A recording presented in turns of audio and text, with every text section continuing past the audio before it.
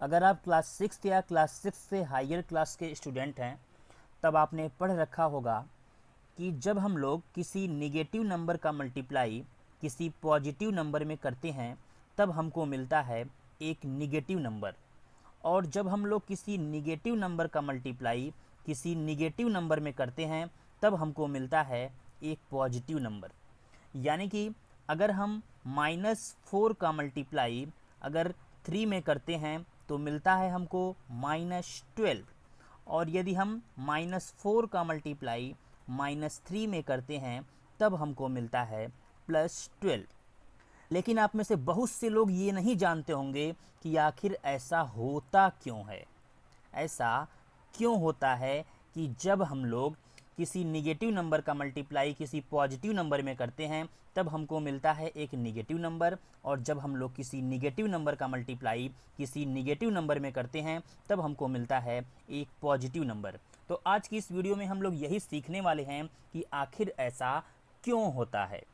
तो देखिए, इसके लिए आपको पता होगा कि जब हम लोग 4 का मल्टीप्लाई 3 में करते हैं तब हमको मिलेगा प्लस में 12, ये आपको पता ही होगा।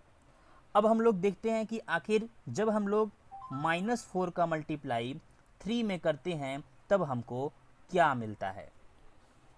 तो इसको प्रूव करने के लिए हम यहाँ पर लिखने वाले हैं 0 मल्टीप्लाइड बाई 3।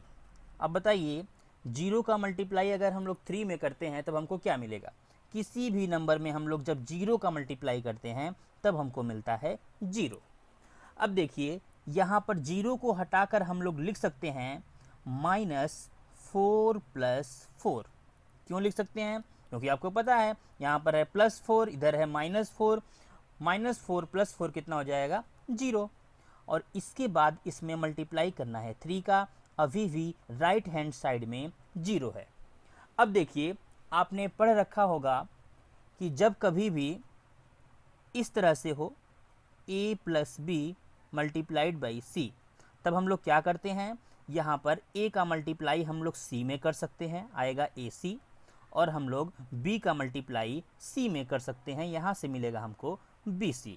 हम लोग मल्टीप्लाई करेंगे -4 का 3 में, तो यहाँ से हमको मिलने वाला है -4 मल्टीप्लाइड बाई 3, और इसके बाद मल्टीप्लाई करने वाले हैं 4 का 3 में, तब हमको मिलने वाला है 4 मल्टीप्लाइड बाई 3, और राइट हैंड साइड में अभी भी 0 है। अब देखिए, फिर से लिख लेते हैं -4 मल्टीप्लाइड बाई 3, और अभी हमने आपको बताया था कि जब 4 का मल्टीप्लाई 3 में करते हैं तो क्या मिलता है, 12 मिलता है। तो यहाँ पर हम लोग लिख सकते हैं 12, इसकी जगह पे हम लोग लिख देंगे 12, और राइट हैंड साइड में अभी भी यहाँ पर 0 है। अब देखिए क्या हो जाएगा, यहाँ से हमको मिलेगा -4 मल्टीप्लाइड बाई 3, और देखिए यहाँ पर 12 को राइट हैंड साइड में हमको लेके जाना है, और आपको पता होगा जब साइड चेंज होता है तो इसका साइन भी चेंज होता है। 12 है प्लस में, दूसरे साइड जाएगा तो 12 का साइन हो जाएगा निगेटिव, यानी कि हमको यहाँ पर मिलेगा -12। यानी कि जब हमने -4 का मल्टीप्लाई 3 में किया तब हमको मिल गया -12। तो यहाँ से हम ये कह सकते हैं कि जब हम लोग किसी निगेटिव नंबर का मल्टीप्लाई किसी पॉजिटिव नंबर में करते हैं तब हमको मिलता है एक निगेटिव नंबर। इसी तरीके से हम लोग देखने वाले हैं कि जब हम लोग -4 का मल्टीप्लाई -3 में करेंगे तब हमको क्या मिलने वाला है। तो अगर हम आपसे बोलें कि -4 का मल्टीप्लाई हम 0 में करें तो क्या मिलेगा, आपको पता होगा कि 0 का मल्टीप्लाई -4 में करेंगे तो हमको 0 मिलने वाला है। 0 का मल्टीप्लाई किसी भी नंबर में करते हैं तो हमको 0 मिलता है। अब फिर से यहाँ पर क्या करने वाले हैं, हम -4 लिखेंगे और 0 को रिप्लेस कर देंगे -3 + 3 से। आप देख सकते हैं -3 + 3 क्या होगा, 0, और राइट हैंड साइड में अभी भी 0 है।